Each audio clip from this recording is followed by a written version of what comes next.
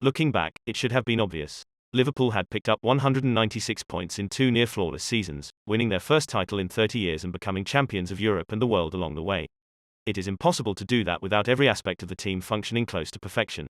The excitement that accompanied Thiago Alcantara's arrival at Anfield focused on what he could add to the side. It was hoped that this playmaker extraordinaire, this master manipulator of the ball, could add a new dimension to Jurgen Klopp's attacking play. But perhaps there should have been greater awareness of what Liverpool would lose too. The midfield was never a problem, it was the engine.